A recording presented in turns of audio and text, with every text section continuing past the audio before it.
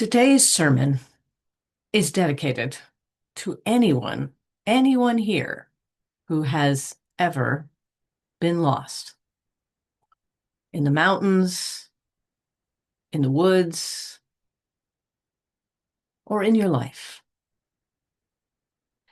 There are so many ways to get lost and so many ways to think about getting lost.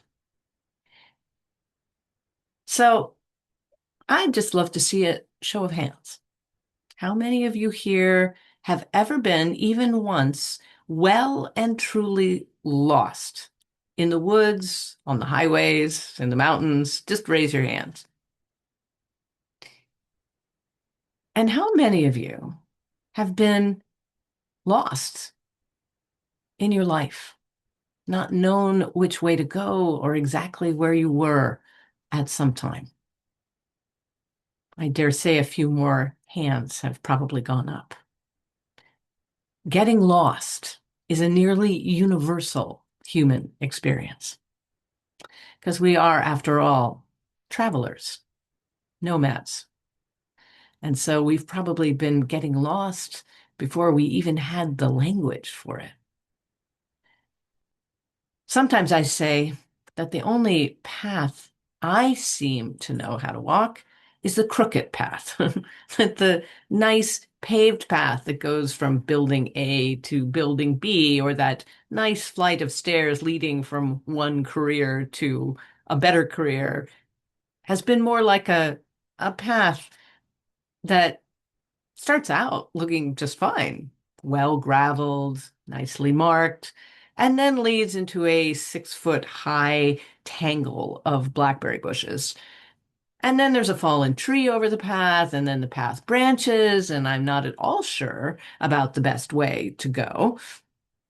And then I have to scramble up a muddy hill, and then I lose the path altogether. And I crash through the woods for a while. My mother loved driving on small country roads, the ones that get smaller and smaller until you end up in a cornfield. And finally, her friends, this is in the days before GPS, got her a compass to put on the dashboard of her car so that when she did end up in the cornfield, at least she knew which way to go. But sometimes we don't even have that. We don't have a GPS. We don't have a compass. As many of you know, I worked as a field biologist for 30 years before becoming a UU minister. And believe me, I know what it's like to literally crash through the woods, hoping even for a deer trail. In fact, I was doing some of this work this spring, then finding one and having it peter out in a few hundred yards, and then thinking, wait a minute, did those deer just teleport beyond this point? Now what? So although this is a metaphor, it's real too. And here's the thing. I used to feel really badly about my crooked path, especially when I compared themselves to all those people. Remember those people, those imaginary people who have an easier time than you're having? Who seem to be sailing along, actually making it from point A to point B without a detour through point Z. But I've come over the years to appreciate the crookedness of my way, or maybe most of our ways. If you know a little bit about Japanese garden design, you know that the beauty of Japanese gardens is in the winding paths, that the whole point is not to get as quickly as possible from point A to point B, like the way a lot of Western paths are, but to notice everything on the way, that gnarled little pine, this smooth rock, this small patch of moss. And in fact, Japanese gardens are not unlike a mountain trail, mountain path that is winding among the rocks and the trees.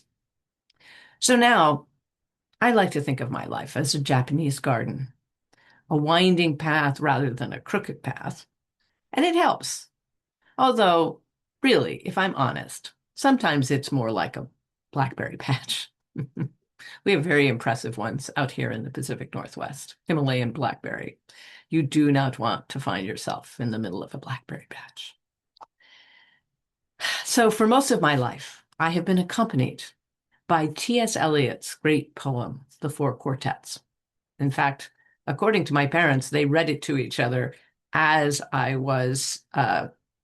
as my mother was in labor with me. So it's really been with me my whole life. And here are some lines that particularly encourage me during those brambly times. Maybe you've heard them.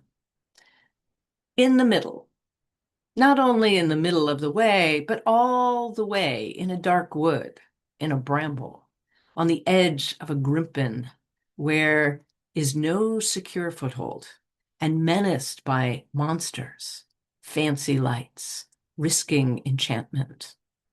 The only wisdom we can hope to acquire is the wisdom of humility. Humility is endless. That's the thing about getting lost, or one of the things about getting lost. It is such an excellent training in humility. When I was 18, I spent 3 months on an outward bound expedition with 20 other college students. It was on the coast of the Maine and in the wilds of the mountains of New Hampshire. And that part was in the winter in the mountains. You would think by the end of 3 months of outward bound, we would have been amazing outdoors people. But no, it was December in the White Mountains near the end of the course.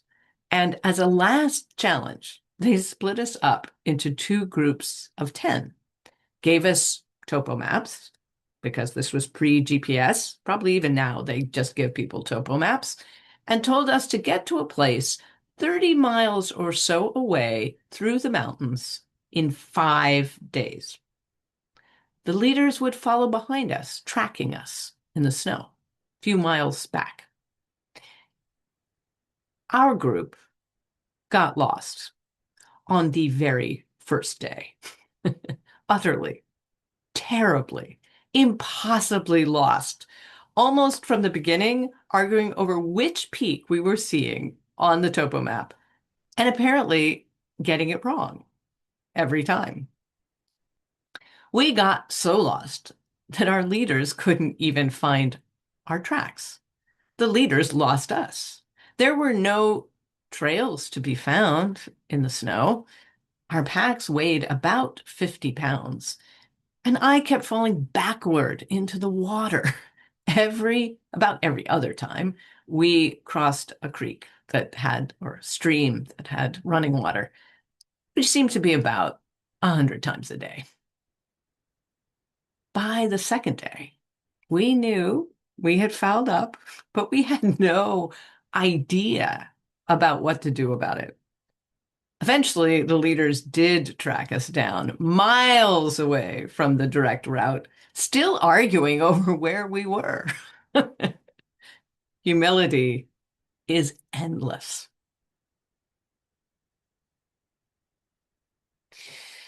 Years later, in my 30s, not my 1930s, I spent 2 years on intentional pilgrimage.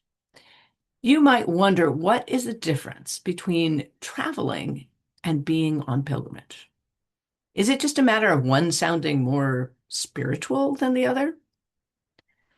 I would say that if you are on vacation and you get stuck unexpectedly in an airport overnight, bet that's happened to some of you, trying to sleep on a none too clean floor, it's a mistake.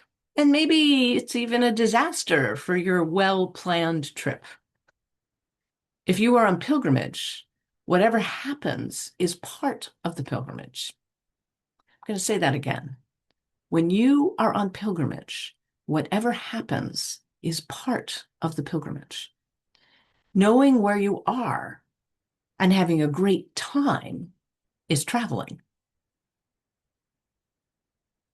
But it can also be pilgrimage, because in pilgrimage, so is discomfort and getting really lost. In fact, if you always know where you are and where you are going, if you are always comfortable and following the guidebook, your Rick Steves book, what new has a chance to appear in your life? Without uncertainty, what transformation can occur? Creative people know this.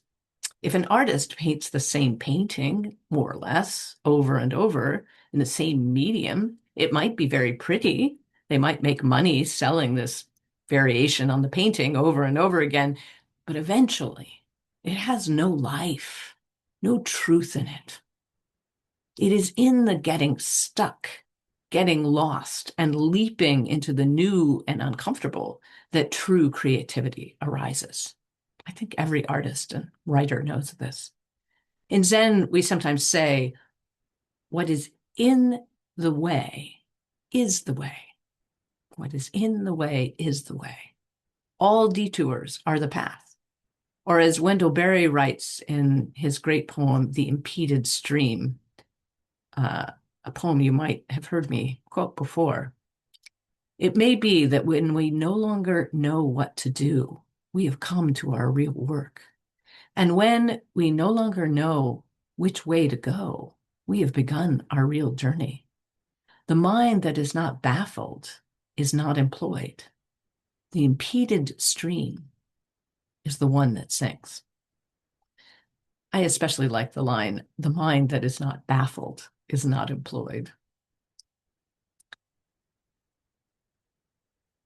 The opening lines of one of the greatest works of literature in the West speaks to this too. They were written by an Italian poet on the night of Maundy Thursday, March 24th, in the year 1300, shortly before dawn. I'm going to read these lines to you in my okay Italian first, the original language of the poem. Nel mezzo del cammin di nostra vita mi ritrovai per un selva oscura che la dritta via era smarrita. And in English, in the middle of the road of life, I found myself within a dark forest, for the straightforward way had been lost. These are, of course, the opening lines of Dante's Divine Comedy. Who has not encountered such a moment midway in life, when all your fancy techniques for finding your way are gone, when the bottom of your bucket has dropped out and the path is lost and you are in the dark forest? And yet, if we are willing to be lost, who knows what we will find? Dante found his voice as a poet, and it rings through the ages. As Elizabeth Gilbert wrote, if you are brave enough to leave behind everything familiar and comforting, which can be anything from your house to your bitter old resentments, and set out on a truth-seeking journey, either externally or internally, and if you are truly willing to regard everything that happens to you on that journey as a clue, and if you accept everyone you meet along the way as a teacher, and if you are prepared, most of all, to face and forgive some very difficult realities about yourself, then truth will not be withheld from you. Or so I've come to believe. I think this can be true collectively as well as individually. About, what is it now, 12 years ago, I watched what happened as the Unitarian Universalist Association, I was a seminarian, grappled with systemic racism. leading at that point to the resignation of the president of the association, the president of the UU Ministers Association, and other top staff. These were some painful realities. Oof. And it was scary for those who were part of it. Who would we be without these leaders that we trusted?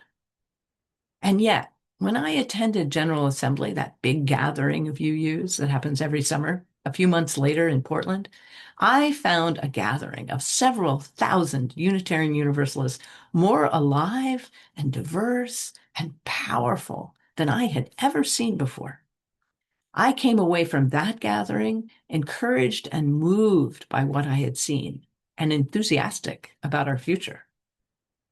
For one thing, they'd made the decision that anyone who was a person of color could come for very, very reduced rates because it's really expensive to go to the General Assembly. So there were more young people, there were more people of color. It was alive. So I am not being Pollyanna about this. I know exactly from personal experience how excruciating it can be when everything falls apart, or when you feel that you're wandering in the fog and it has been far too long. In some ways, I kind of feel like, with a few exceptions, the population of our whole country feels this way right now, that we are in a time where everything is falling apart and we are wandering in the fog and we don't know how to get out of it. Maybe in your personal life, it's like that for you right now, this morning. And my easy words about finding something good in that fog are hard to hear. I'd like to share a little story from the Buddhist tradition. Maybe it'll help. Once a poor man visited a good friend. They drank together, and the poor man got drunk and fell asleep. His good friend had a gift for him, but not wanting to wake his poor friend, so tired, he sewed his very special gift, which was a priceless jewel, into the lining of the poor man's robe before leaving himself on a long journey. He assumed that his friend would find the jewel and use it to transform his life. When the poor man woke up, he resumed his life as a homeless wanderer, completely ignorant of the priceless jewel in his robe. Over the years, he became increasingly destitute. One day, he bumped into his good friend again. His good friend was surprised to know that his old friend was still so poor. The good friend then showed him the jewel which had been sewn into his robe all the time. Who knows what jewels we have, so near we can't see them as we wander. And if you do get lost in your life, in a wilderness or a bramble or a fog, when you come back, when you find the trail again or come home, one thing is for sure: you will be changed. You will come home bearing hard-won gifts, priceless jewels that only you, while you were lost, could have found. The wonderful writer Rebecca Solnit writes, "Never to get lost is not to live." You might be safe, but you're not alive. Or to turn it the other way, to get lost is to live, to say yes to the winding path of the human heart. Thank you so much for hearing a few stories from the winding path.